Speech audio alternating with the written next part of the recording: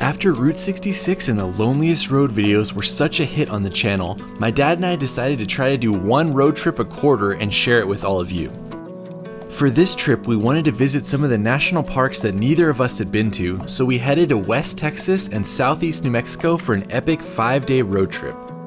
Along the way, we saw ghost towns, sand dunes, caves, aliens, and the stunning Texas landscape. Here's a full video of that adventure, and thanks again for encouraging these trips with the views and subscribes on this channel. It's truly been a highlight of the last few years for both my dad and I. You guys remember my dad? We're starting another road trip. This time we're leaving from El Paso and we're gonna spend 5 days exploring the western part of Texas. Let's do it. To begin this trip, we flew into the city of El Paso and spent a day and a half exploring it. I'm only going to touch on the main things here, as you can watch my full video on El Paso if you're interested. First stop on our trip to El Paso, Chico's. I asked some friends about what to do in El Paso, and one of the first recommendations was Chico's. This fast food spot is historic and basically an institution in the city. I'll let you decide if it's worth the stop though. From there, we headed over to La Casa de Azucar, also known as the Sugar House. This beautiful private residence was created by one man, and you can walk around the outside.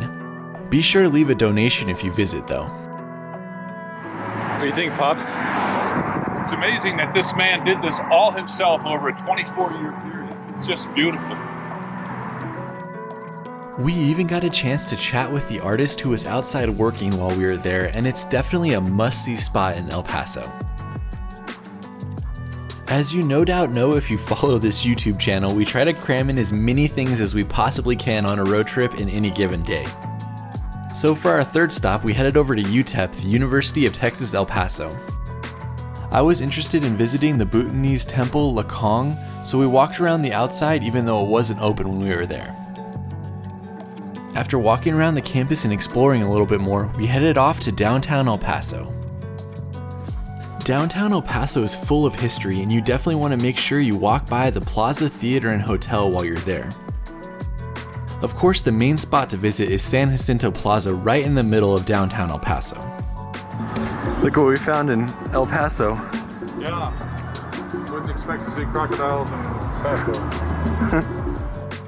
After researching it some more, apparently there used to be alligators that lived in this pond in downtown El Paso from 1880s to the 1960s. They were eventually removed, but there's lots of funny stories about the alligators that you can read online, such as them visiting local bars and things like that. It's great to see this statue embracing the fun part of El Paso's history right in the center of downtown. If you want to visit more while you're down there, you can also visit the Museum of Art, which is right next to the plaza. Moving on from downtown, we drove along the US-Mexico border on our way to L&J Cafe for dinner. It was a long wait, but you could put in your phone number and get a text when your table was ready, so we headed out to the Scenic Drive, which is pretty close to L&J Cafe. The Scenic Drive was my favorite thing I did in El Paso. It doesn't take long to do, and it brings you up to an amazing overlook for the entire city of El Paso. There's a small parking lot there, but people come and go relatively quickly, so it's not too hard to find a spot. This is probably the best spot we've been in El Paso so far. Pretty good view of the city, and you can see Juarez in the background. I'm told that this area gets especially popular at sunset though, so it may be harder to find a parking spot then. The view over the city is pretty incredible, and it's cool that you can see all the way into Mexico from up here. On our way down the other side of Scenic Drive, we also stopped at Tom Lee Upper Park, which provides a different vantage point of downtown El Paso that's also great. After that, we got a notification that our table was ready and we headed back to L&J Cafe. L&J Cafe has been in El Paso since 1927, and it's the 4th generation of the family that still runs it. I'm not even joking when I say it's one of the best meals I've had in recent memory.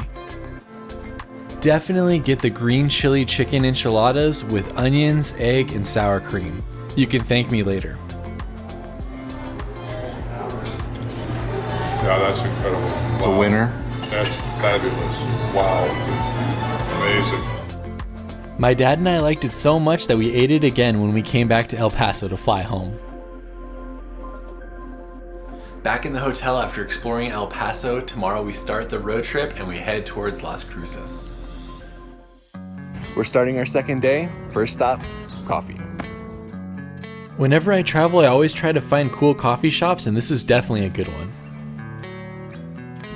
Cool little coffee shop right next to the school. Now we're heading on to Waco Tanks. Waco Tanks is a popular park about 45 minutes from downtown El Paso. I didn't get a pass in advance, so we weren't able to visit, but we visited at the end of the trip. Due to coronavirus restrictions, we're not actually able to go inside of Waco Tanks, so on to our next stop, Las Cruces. Leaving El Paso, we began the drive to Las Cruces and Mesilla, with the end goal being White Sands National Park. We're south of Las Cruces at La Posta, which is one of the oldest and most recognized Mexican restaurants in the Southwest. La Posta is an amazing historic Mexican restaurant in Mesilla that sits in a building that was once a Butterfield stagecoach stop. The restaurant began in 1939, and to this day it has become a staple for New Mexican food that people come from all over to try. Check it out, there's fish and parrots. It said hello to you. This one.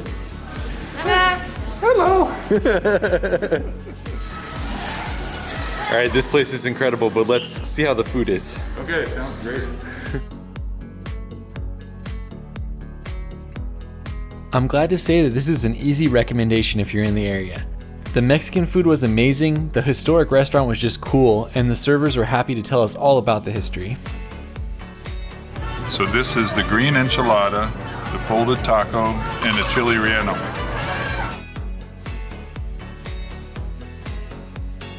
La Posta lived up to expectations. That was an absolutely awesome restaurant and really good food. This building once housed the capital of Arizona and New Mexico, and it's where Billy the Kid was tried and sentenced to hang. Less than a block from the restaurant is the historic Plaza de Mesilla. The Billy the Kid store on the outskirts is definitely fun to check out, but you'll want to spend some time in the historic Plaza de Mesilla. This central downtown plaza has been a meeting area for centuries, and it's a popular spot to this day for farmers markets and for people to hang out. From there, it was only a quick drive to one of the things Pops was most excited to see. Pops, it's the largest chili pepper in the world. I'm home. I want to see the largest chili pepper. That is the largest chili pepper. That's amazing. Are you ready for this? We are at the largest chili pepper in the world. This is the first time I've seen Pops make a selfie video on this entire trip. He really likes the chili pepper. That is a pretty gigantic chili pepper. I'm not really sure the history of this spot, but I'm guessing it was designed to be a roadside attraction and to bring people into the motel. They told us inside that it was 47 feet long. How do you beat this spot in Las Cruces? Don't miss it. Leaving the chili pepper, we headed to downtown Las Cruces, but there wasn't really anything going on and everything was pretty much closed, so we walked around a little bit and then headed on to White Sands National Park. It's about 45 minutes to get to White Sands National Park from here.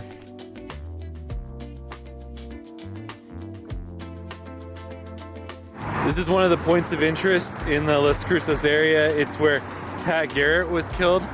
So we thought we would stop and take a look at the sign on the way to White Sands. First view of White Sands National Park. We made it to White Sands National Park. We're gonna get a sled and go explore. White Sands became a national monument in 1933 and then a national park in 2019. It's the most visited national park in New Mexico.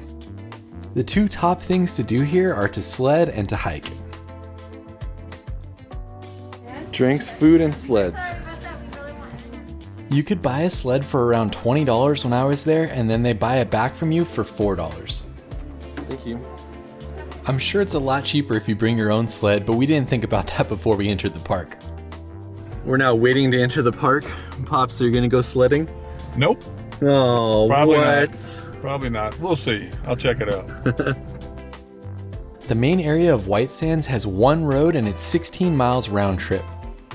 There are 4 major hikes in this park and we did all of them, but in this video I'm just covering the basics, so watch the full White Sands video in the description. Pops is getting ready for our hikes with his knee brace. Gonna go big. The first trail we did in the park was the Playa Trail, which is a short half-mile round trip to a dry lake bed.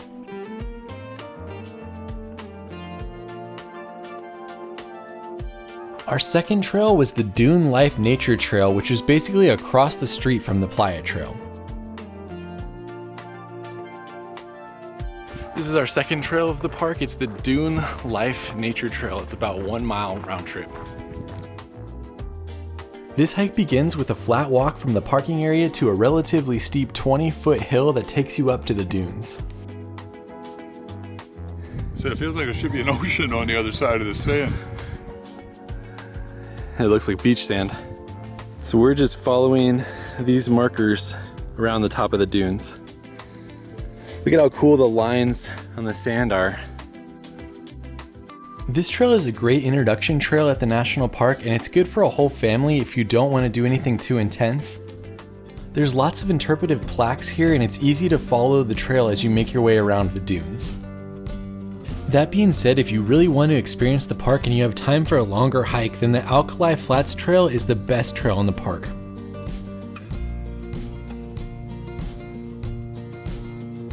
It's only 70 degrees today, but it is warm out here. They say that the sun reflects off of the sand. I can confirm that's true. After completing the trail, we made our way back to the car and headed on to our next spot in White Sands. Just the drive out to the next spot is pretty incredible as it takes you right through the dunes. We are here, halfway. This is our third trail of the day, the Inner Dune Boardwalk Trail. The Boardwalk Trail is less than a half-mile round trip, and it's an elevated boardwalk that takes you through the dunes with a nice canopy section that's shaded if you need a break. There are also many interpretive plaques on this trail as well that tell you about the surrounding area. This is a really excellent spot for people who use wheelchairs. You can get right out in the middle of the dunes and really feel it. Now it's time to get Pops on the sled. As you leave this trail, the pavement ends and you're driving on sand through the entire back loop. We had a low clearance 2-wheel drive car and it was no problem to get through the sand in this section. It's like a cloud of sand as soon as we got off the road. Once you get to this back area, you'll basically see people everywhere and you just need to find a good hill that you can do some sledding on. Got our wax. He acts like he knows what he's doing. He has no idea what he's doing. Just putting wax on the bottom, what else do you need? Looks pretty waxy. Here we go. First ride. I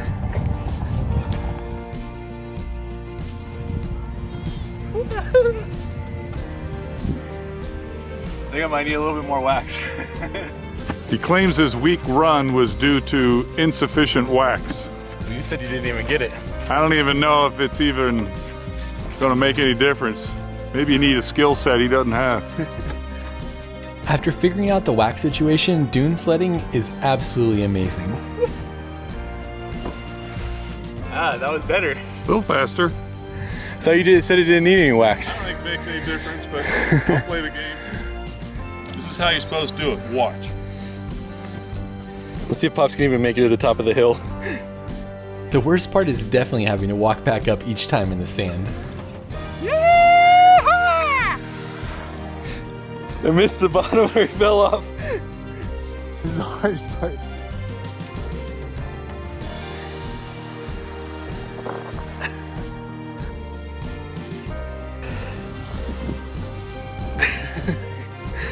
Waxing it up for the last run of the day. I'm freaking exhausted. It's a lot harder to climb that hill than you'd think. It's so fun to see all the people and families around you just enjoying going down the dunes on their sled. Some of the people we talked to had been here for the entire day and were only leaving because the park was going to close later. It's definitely a very unique experience to have in a national park, and one that my dad and I both really enjoyed. Putting away our sled, that was absolutely awesome. If you have a family, you definitely want to plan a half day for dune sledding. But we're gonna go do a hike. From our sledding area, we drove around the back loop and made it to the Alkali Flat Trail, which was our last trail of the day. This trail is not flat. You will be hiking hard up and down dunes the entire way. Sounds like an adventure. 5-mile loop, 3 hours. We're heading out on our third and final trail of the day, Alkali Flats Trail. 5 miles round trip, and then Pops is gonna hit that steep hill at the end. Maybe. I'm excited about this. Yeah? You're going to do the top hike in White Sands National Park? Yeah. Yeah. I think that we just gotta follow those posts. It's already beautiful out here. We got about an hour and a half till sunset, but it's really soft and pretty. If you've never hiked in sand before, then definitely don't underestimate this trail. There's a lot of ups and downs over small hills, and it definitely takes a toll on you as you're hiking through the deep sand. We're starting to get away from people, so you can see that some of those dunes out there look like they might be a little bit more untouched.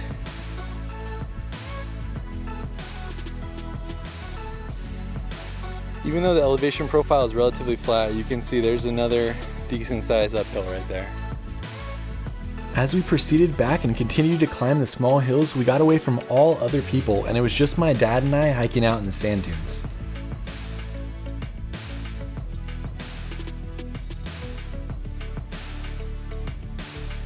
I say I love the shadows out there. They're so awesome. They definitely are. These uphill stretches are no joke. At 2.5 miles, we made it over the last dune and headed to the turnaround point for this hike. It's crazy that there's all these dunes right out here, and then we've basically reached the end of the dunes right here. So we've reached the end of the trail, and I think on this side of the sign is the missile testing area, way out there. You wanna go to the missile testing area? I think I'd rather not. Then it's 2.5 miles back in the sand. Only halfway through the trail. All right, we are leaving the end of the trail, 2.5 miles back. We got about an hour before the sun goes down and we gotta exit the park. Hopefully we'll get a good sunset on the way back. One interesting note about this area is that it's the largest gypsum dune field in the world. Gypsum normally gets dissolved with water, but because of how dry the climate is here, it actually stays and is able to collect, which forms the dune field. Check it out, me and Pops are the only people out here. Nobody else. Wow. It's also completely silent.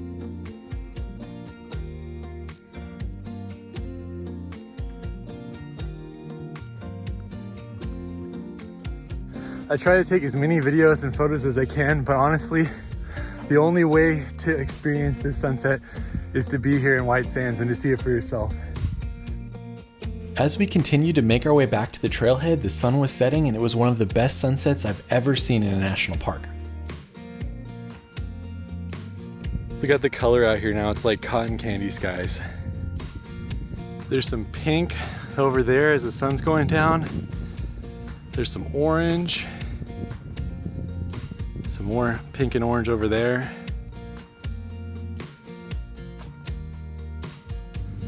Pops, we made it back. Made it back, 5 miles in the sand. Parking lot is right over the ridge. So that was a tough hike. There's no way around it. That being said, It is an absolutely amazing national park hike, especially if you pair it with sunset like we did.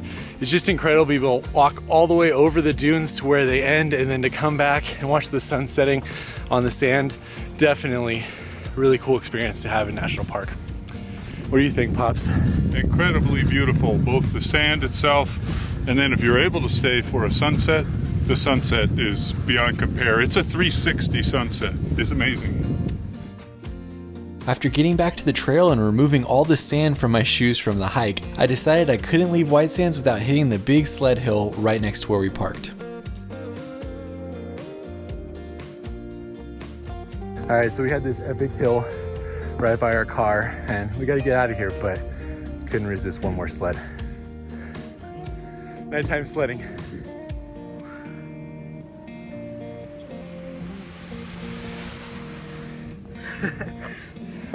All right, our time in White Sands is done. We're heading back to the hotel. That's the end of day 2.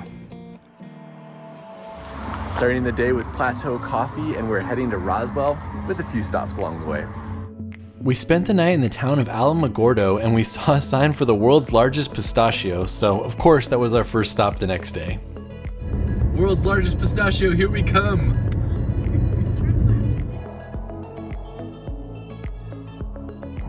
That is a very large pistachio. The store wasn't open when we went, so it was a quick stop. Unfortunately, that's as close to the pistachio as we get today. On to the next spot. Our destination was Roswell, New Mexico, but we headed up the mountains on Highway 82, which is the long way around, as there was a bridge I wanted to see in the Lincoln National Forest. It ended up being a beautiful drive, and I definitely recommend it.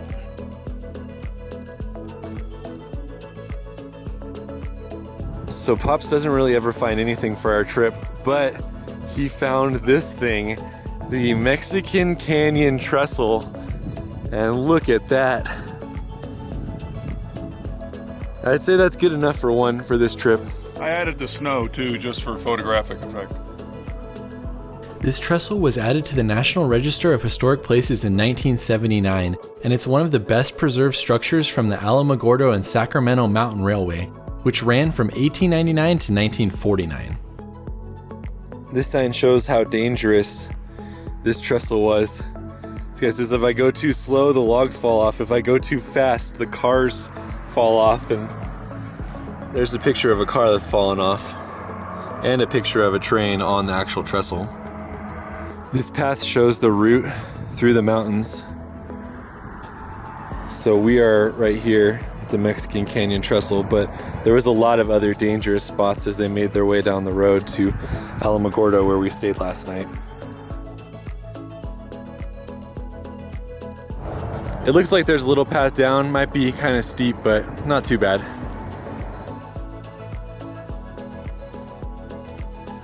I love old bridges, and this one is pretty amazing.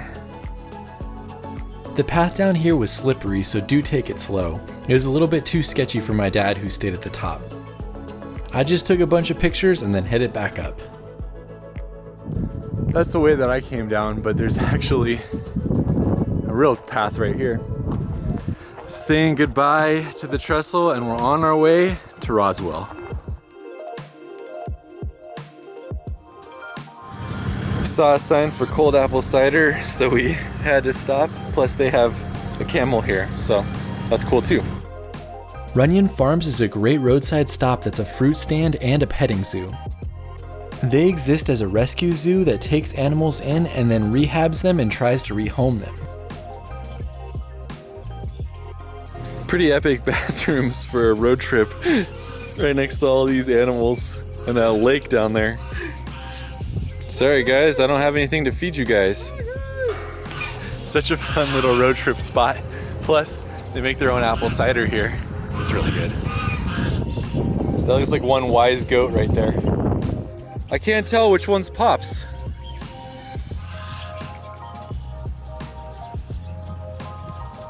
One of my favorite things to do on road trips with Pops is make him stick his head in the cardboard cutouts. Pops, this one looks exactly like you. Awesome road trip stop. If you find yourself driving through the area, definitely check it out. From there, it was another 45 minutes or so to Roswell, New Mexico. We have made it to Roswell. First stop, the Welcome to Roswell sign, and this poor alien spacecraft that needs a jump start. I love that people are giving them a pie, showing that nice hospitality that we have. What's wrong with this lady's pie? Pops is helping to jumpstart the alien spacecraft.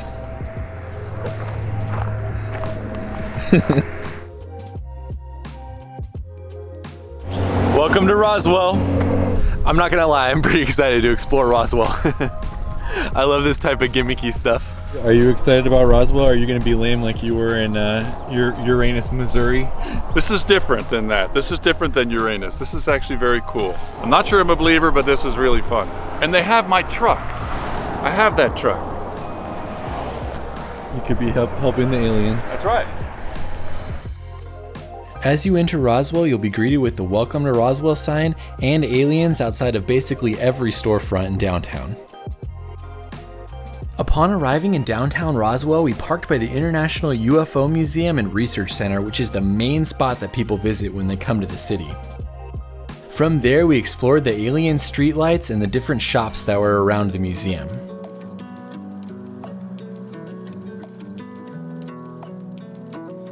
Since I'm making a video during the times of COVID, I feel like I had to go big. Alien face mask. Following the alien prints to the spacewalk. After visiting a few shops, we headed over to the UFO spacewalk adventure, which ended up being my favorite place in Roswell. They even offered us blasters to take with us through the experience and protect ourselves from aliens. Oh, I'll do this one. Yeah, what you got, Pops? Does yours work or no? Nice. All right, Pops, you got your gun? Let's go. Oh, they're welcoming us in. You don't want to shoot those guys. I mean, I'll come back.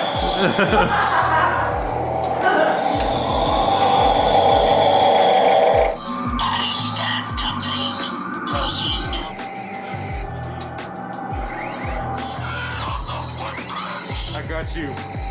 Here we go. Whoa! So crazy.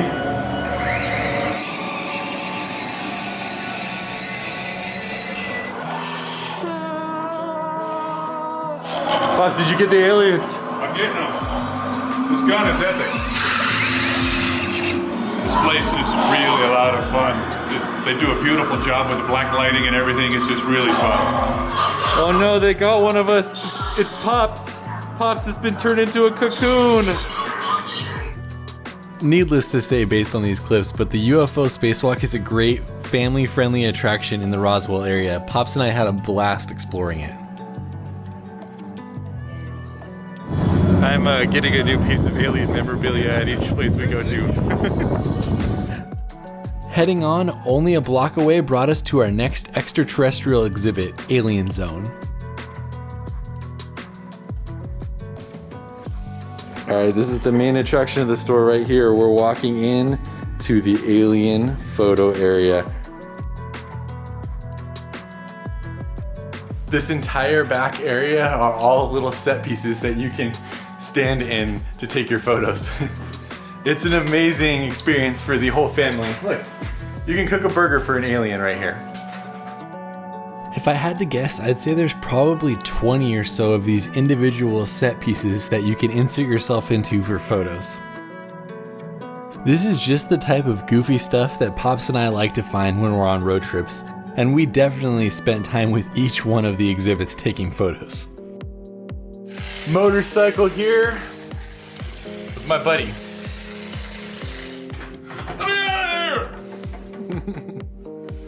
Yes, I says to him, you know, this is kind of not the typical bar.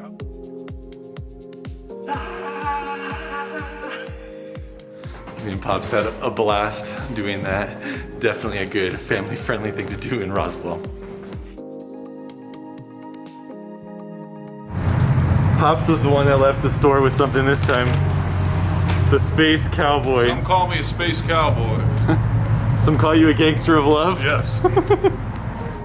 From Alien Zone, the last major thing we had to do in downtown Roswell was to visit the International UFO Museum and Research Center. This is the main spot that tourists visit, as we didn't see anyone at the spacewalk or Alien Zone, but we saw dozens of people at this museum. It's a great place to learn about the Roswell incident and other UFO sightings around the United States. Photographic evidence of UFOs. This shows pictures of all of the faked sightings. This one, lampshade reflection through a window. All of the different alien movies, I would probably say my favorite is Independence Day. What was your favorite? I think my favorite would be the first War of the Worlds, back from the 60s. Let us know what your favorite is in the comments. This museum took over a movie theater, so it's one big room with exhibits all around the sides. It's actually pretty amazing to see how they put all these exhibits together, and they trace some of the history that they say points to extraterrestrial life. I'm not sure if they're saying all of these guys are aliens or not. Every 30 minutes, the exhibit in the middle has lights and smoke and all sorts of stuff, and it's definitely worth sticking around to check it out while you're there. After leaving the museum, we explored the downtown area a little bit more before heading on to a few more stops in Roswell, the first being the UFO McDonald's.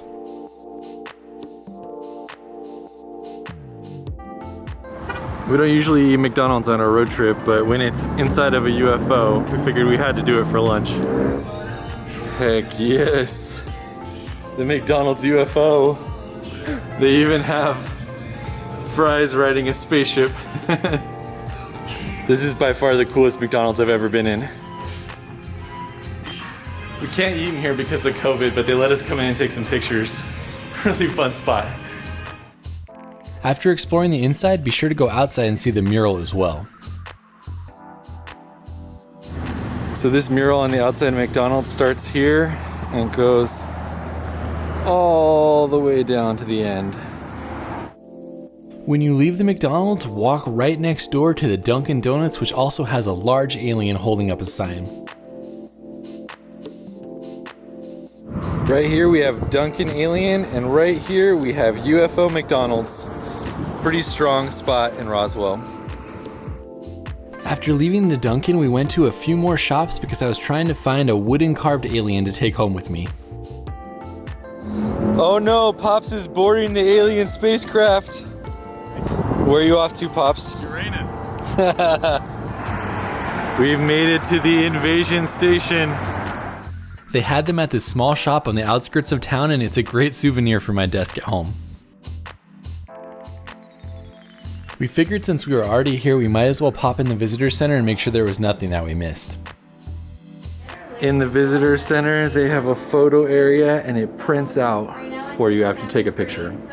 Check it out. So awesome. And then you have this new guy here. We come from a world far away. On that note, our time in Roswell is done. We are heading on to Carlsbad for the night. Made it back to our hotel in Carlsbad. That's the end of day 3. Leaving our hotel in Carlsbad, day 4, heading to Carlsbad National Park. Leave a vote in the comments if you think Pops is gonna go in the cave. To start our adventure, we left from the town of Carlsbad, which is about 25 minutes from Carlsbad National Park. I planned to get there before they opened as I wanted to be on the first tour into the cave. All right, we made it at 7:45. There's already a pretty significant line, so hopefully it doesn't take us too long to get on the tour. Because of COVID regulations, they were limiting the amount of people in the cave, but we were able to get the first time slot to enter. So this is what we do. We walk down the natural entrance and then you come into the cave all the way through the main corridor down into the big room down here, and that is where you can take the elevator back up. Since we had a little bit of time to wait before we were able to enter the cave, we walked around the visitor center and read about the exhibits on the cave itself and the bats that live in it. So during the summer, the bats fly out of the cave every night. This photo, I don't know if you can see it, but look at all those bats coming out of the cave.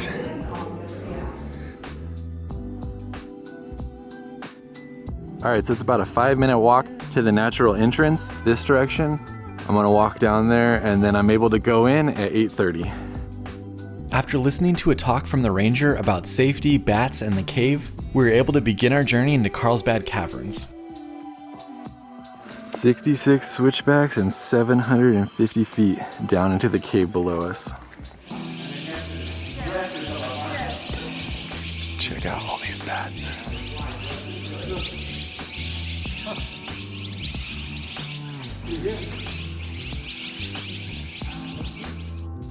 I had seen photos of this area before and the long switchbacks to get down into the cave, but there's something incredible about being able to walk down into this impressive cave yourself.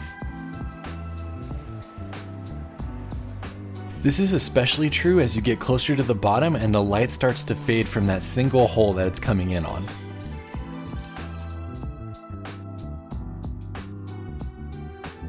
I've officially made it into the cave.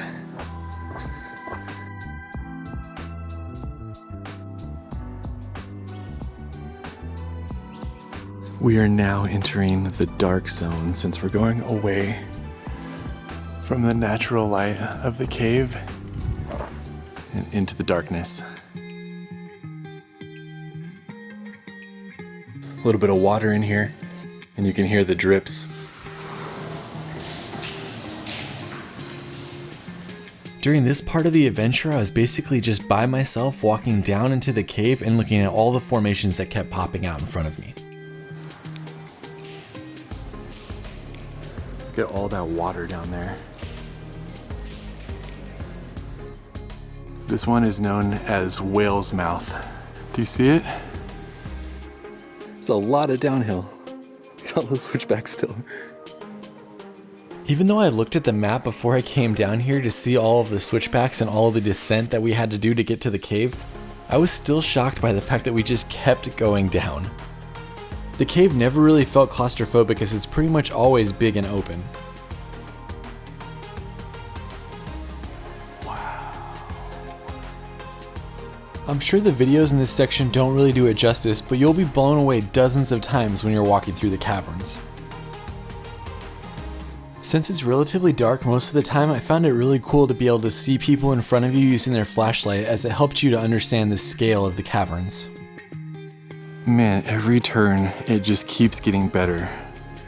This is incredible. I don't know if you can see that, but we are still going downhill. During this part of the hike, you're in a large main corridor as you continue to make your way farther down into the caverns. I should note that I spent about 3 hours underground to do this entire thing.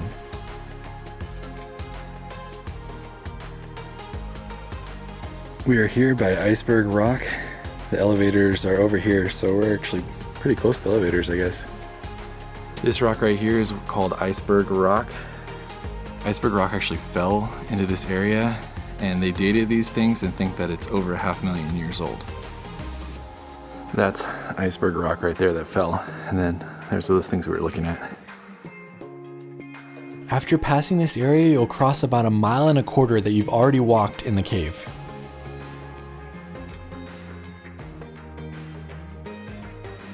This is easily one of the most amazing national park experiences I've ever had because of COVID. There's no tours, so you get to go by yourself, and I basically have had this cave to myself the entire time. They did let a group in about every 30 minutes, but the cave's so big it never felt like there were any people. Who is this that we found? Pops! I did not think he was coming in the cave. Good job, Pops! Yeah. Wow, it's worth it though, right? It's pretty amazing. Wow. All right, so we made it to the big room, and then it's another 1.25 miles to get back to the elevator, or you can just leave from here and you can go back up. But we're gonna do the whole tour, so 1.2 miles left to end of tour. Pops is just hanging out in the big room, but he conquered one of his fears today, so props. We're going this way though, 1.2 miles. Once you make it to the big room, you're about halfway through your hike and you're about to experience what I thought was the most amazing part of the national park. Also, if you don't feel like doing the hike to get here, you can always just take the elevator down and just experience this section. This video is never going to do justice to how amazing this area is, but this is the big room that we're in. Crazy how massive it is and how many formations there are everywhere you look. Check it out, that stalactite and stalagmite are almost connected. Wow, look at what we are heading into. Oh my gosh.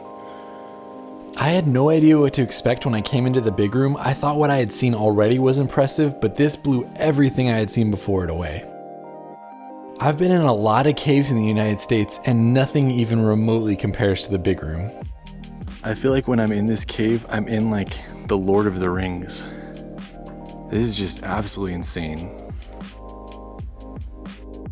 This next area of the big room we entered into was one of the best, and it was called the Hall of the Giants.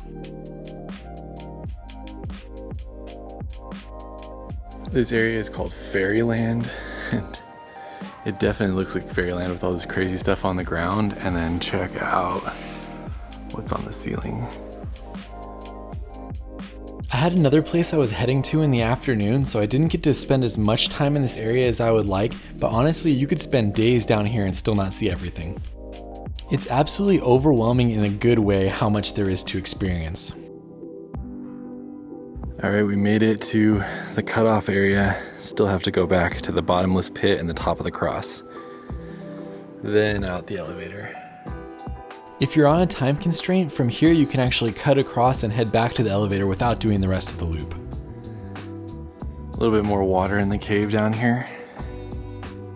Check out that old ladder they used to use. I like caves, but I don't think I would have gone in if it looked like that.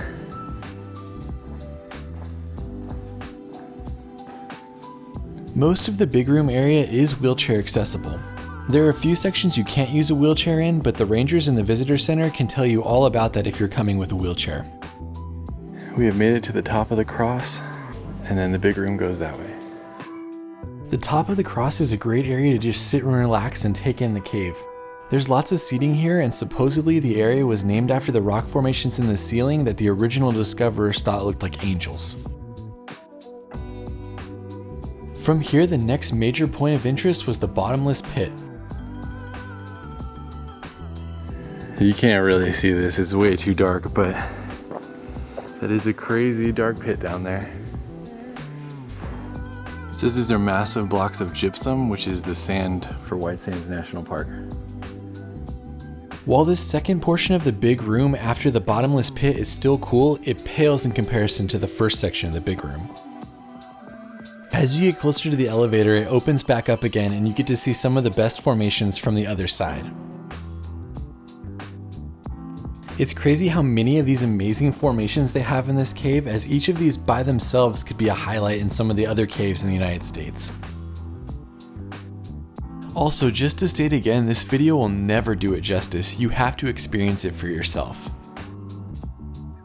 I soaked in the last 10 minutes of my journey before getting in line and waiting for my turn to take the elevator back to the surface. There's the route we just took. Absolutely awesome.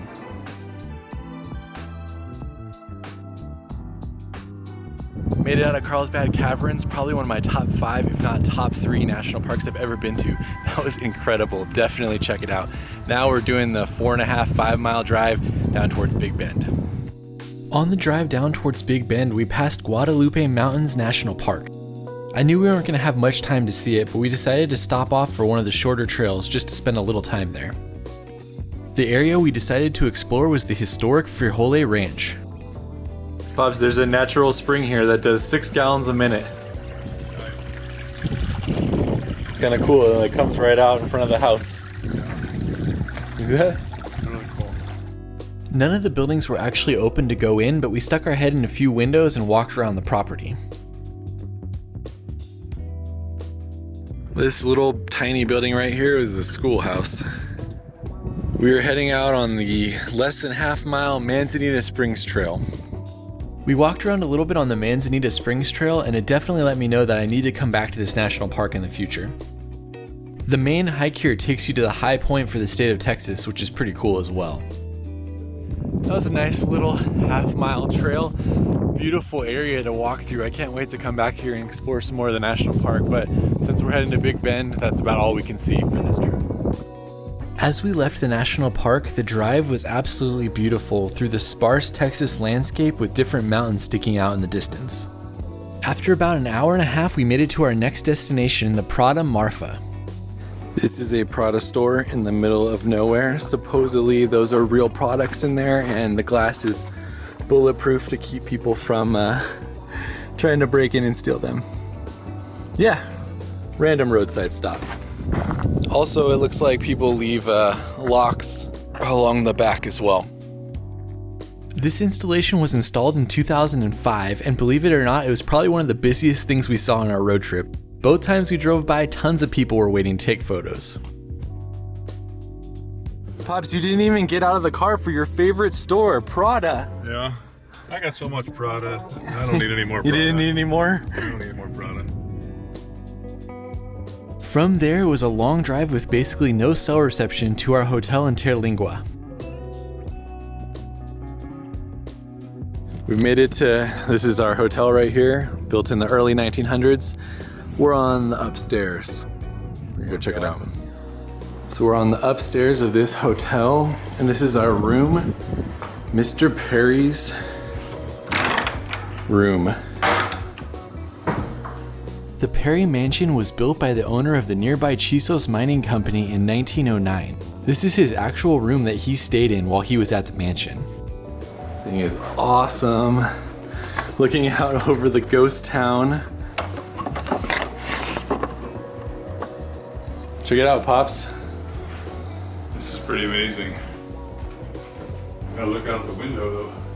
You approve? I approve. This is really fun. This is the coolest looking building from the outside too. It's set up on the hill so he could oversee everything going on around. Plus there's an awesome outdoor patio area that looks out over the historic mining district out there. This is a really fun old spot. We're gonna go explore the town a little bit more before grabbing dinner at the Starlight Theater. Hopefully it looked pretty busy when we walked by. That's our room right there. You can see how this area is a ghost town. There's an abandoned building just right there. And then that is the main downtown kind of area with the restaurant that everybody likes. It was about a 2-hour wait for dinner, so we put our name in and then we took the time to explore the ghost town. If you want to explore it, be sure to grab a ghost town self-guided walking tour from one of the main downtown buildings. This town was once home to over 2,000 people during the mining boom, but it was abandoned in the 40s and then repopulated again in the 1970s. It was actually one of the highlights for my dad and I, as it was a really cool town to explore. The first spot we stopped at was the cemetery. It has over 400 graves and the oldest is from 1903. As we continued to walk around, we saw a property that was for sale and that had a boat and what looked like a submerged submarine. Yep, this town has a boat. This is our last stop in our little tour of the town. It's the ruins on the other side of the cemetery. Exploring these ruins was pretty crazy to see, and the walking tour said that this town used to have a butcher shop and an ice cream parlor and all sorts of other stuff when it was in its mining heyday. I love that the town seemed like it was coming back to life, but it still had all of these ghost town elements right outside the main downtown area. Pretty crazy. This is just like a preserved decay. Pops even found the remains of an old car out there. Awesome. If you make it all the way to Big Bend, this is definitely a fun spot to at least come for dinner, explore the ruins, and kind of just check out this old ghost town. After exploring the ruins, we walked back to the downtown area with a quick stop at the Terlingua jail.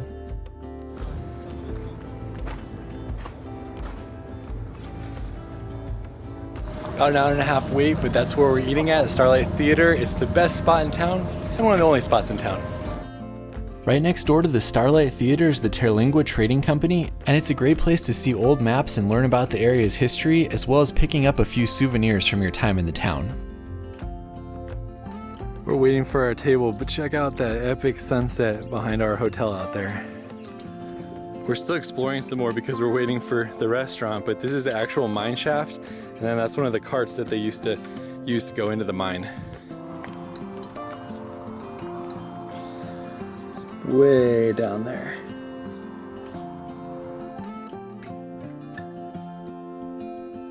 This town is just crazy unique. All sorts of stuff to look at while you're walking around. The Starlight Theater has a storied past in the city. This adobe building was built in the 1930s for entertainment and eventually a movie theater. When the town was abandoned in the 40s, the roof was sold off the building and it was left to deteriorate. It wasn't until the 1990s that the building was bought, rehabbed, and turned into the Starlight Theater restaurant and bar that it is today. Now it's an amazing spot for food and live entertainment if you come on the right night.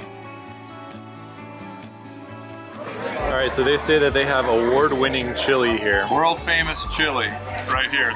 They said that they started the chili cook-off, so... They started the chili cook-off here, and this is a world famous chili, so we'll see here. Very meaty, really nice, not too spicy, very delicious. Alright, this is what Pop's got, which is... Chicken fried antelope, like chicken fried steak on antelope. Interesting. And I got brisket. We stayed a lot longer at dinner than we were anticipating, as it's just a fun place to hang out, plus it's cool to see the building lit up at night as well. Made it back to our hotel, took the chocolate bourbon pecan pie to go, and I think we're gonna call it a night because we got a long day tomorrow in Big Bend. That is the end of day 4. Leaving our hotel before the sunrise to get into the park and do some hiking. Heading into Big Bend National Park early in the morning. No one is even manning the entrance station at this time of the morning. Our first destination was the Lost Mine Trail, which is a favorite trail for park visitors. Also, they were doing construction when we went, so you were only able to enter at certain hours, which is why we got up so early to make sure we could get a parking spot. Stop number 1 in Big Bend National Park, Lost Mine Trail. It's about a 4.5-mile trail and it's one of the most popular in the park. This is 7:15 on a Wednesday. We got the very last parking spot. So come here early if you want to do this hike. The Lost Mine Trail starts gradual as you make your way up through the sparse trees towards the mountains ahead of you. Already taking a break. As you make your way up, there's some beautiful views through these little windows in the rocks out towards the landscape in front of you. Continuing on, we saw a few deer right next to the trail, and Big Bend is actually home to over 75 different mammals. Pretty awesome to see some deer on the trail like that in the morning. They didn't even care that we were there at all. I guess they're used to people, and we're not bears or mountain lions, so what is there to worry about? At a little over a mile into the trail, you reach a saddle area with amazing views in both directions. This was basically the first experience we got to have with how vast and stunning Big Bend is.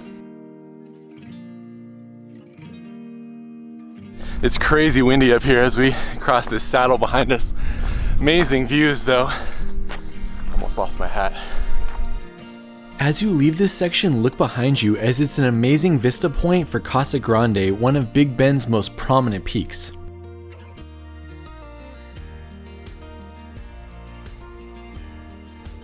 Most of the elevation was pretty gradual on the way up, but this last section, we got about 10 switchbacks to get to the top. Shout out to the trail crew on this one. This trail is incredibly well maintained.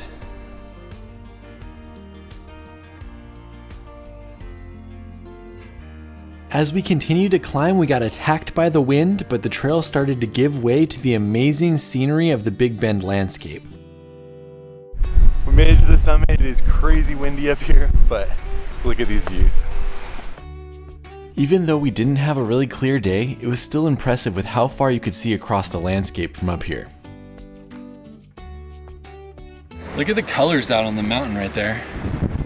It's like blue and yellow.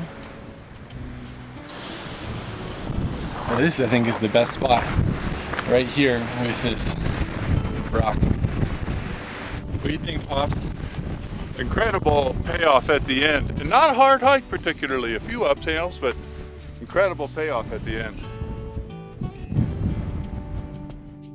After walking all the way to the end of the trail to see all the different views from up here, we just sat and soaked it all in before heading back down. Finishing up our snacks and taking in the view, going on to our next spot, Big Bend National Park.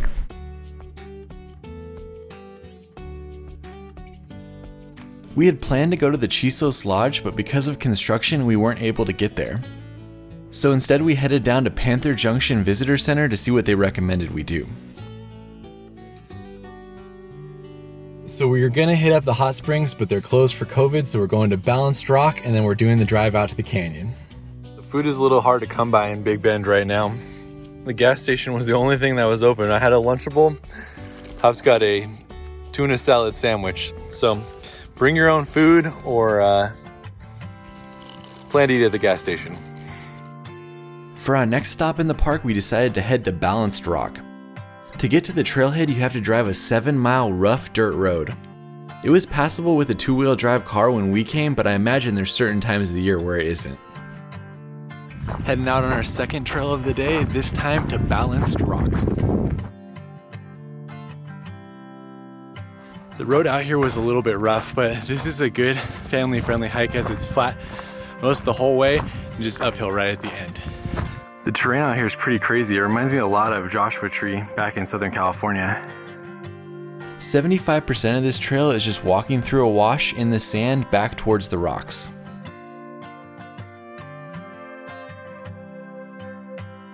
I see people coming down right there, so I think we are almost at the rock. Balanced Rock, 1/4 mile. Save your energy for the end as it's a little bit of a scramble to get up to the top. And with all the people, there's Balancing Rock right there. Pop's making it to Balanced Rock. Pops is 6'7", so that's a pretty big space. Do note that this is a pretty popular spot for pictures in the park, so you're definitely going to have to wait a little bit if you want to take a picture with the rock.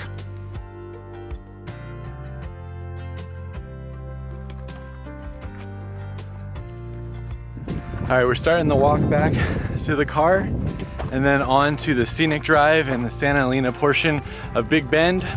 That'll be it for our day. Josh has said how this is one of the least traveled national parks, but it is absolutely incredibly beautiful. It's definitely worth time coming out here. Pops gives it 2 thumbs up.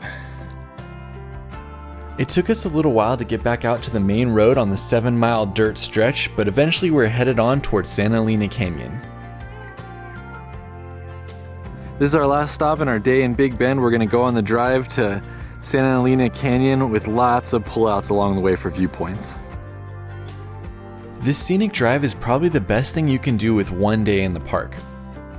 It's 30 miles each way to the road's end, but along the way you get great scenic views out towards the vast landscape of Big Bend, and it's a fantastic introduction to the park. This is one of the best viewpoints on the drive. I think it's called Sodal Viewpoint, but hopefully I'm pronouncing that correctly. Definitely stop here. After doing the entire drive, Sodal Viewpoint was by far the best view on the scenic drive.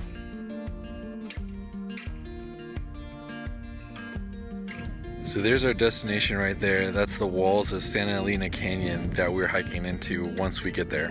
Pretty crazy because those are 1,500 feet tall, but it doesn't look that tall when you're way out here. From there, we continued our drive to another overlook, this time for a rock formation called Mule Ears. I'd say it looks like mule ears. What do you guys think? Let me know in the comments.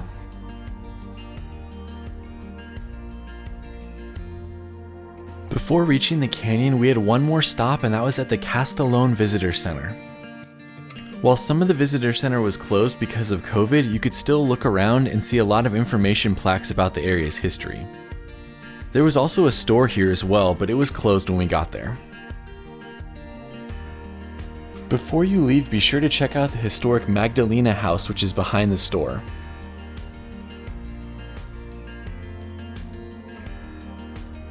This is where we were hiking earlier this morning, and then out there is where the rock was, and then we came all the way in, and right now we're here at the visitor center and we're making our way to the mouth of the canyon. As you leave the visitor center and head on towards the canyon, there are a few other opportunities to stop and see ruins of some of the homesteads from the area's history. If that's something you're interested in, then keep your eyes peeled as you're driving.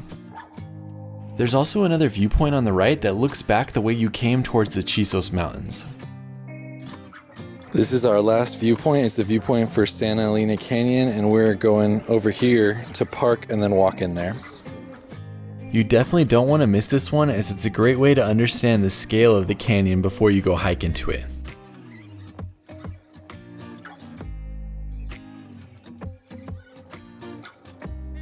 Heading out on our last trail for our one day in Big Bend National Park. Santa Elena Canyon is incredibly popular, and for good reason. It's hard to beat the beauty of this section of the park. You guys, look at this incredible view, and we still get to go hike this trail up here as well. The Rio Grande River here creates a natural border between the US and Mexico. This river basically serves as the border for 118 miles throughout Big Bend National Park. If you want to hike back into the canyon, it's about a 1.5 mile round trip with 600 feet of elevation gain. Up on switchbacks. Even though this trail has a decent amount of uphill, I would definitely recommend it, as the views of the river and into the canyon are incredible. I've heard from a lot of people though that it's pretty brutal to do in the heat of the summer. Also, note that the trail doesn't really lead anywhere, it just kind of ends at the river. So we made it up the switchbacks, and now we're just walking down into the canyon. It is absolutely incredible. Much like what I noted in the Carlsbad Caverns video, this is another one of those places that you can never do justice with video footage. Even with my wide angle lens, it was hard to capture the entire canyon, so definitely come see this for yourself. Check out this massive rock right here. I think the end of the trail is on the other side of that. After passing that big rock, we reached the end of the trail, which was where everybody was just hanging out and sitting in the water. Pop says that it's not worth coming all the way out here. You could just see it from the back there. It's just fun to be at the Rio Grande though. That is true. And you're gonna put your feet in? My feet are going in, baby. Not the rest of me, but my feet. I gotta get my feet to Rio Grande for sure. Like a true cowboy? All right.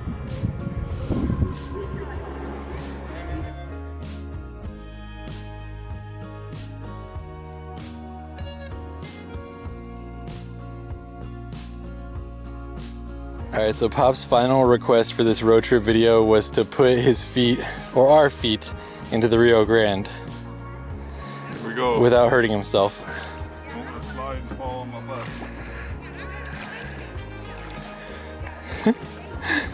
It's chilly. Yeah? My feet haven't seen the sun in a long time. Dirty feet and the Rio Grande.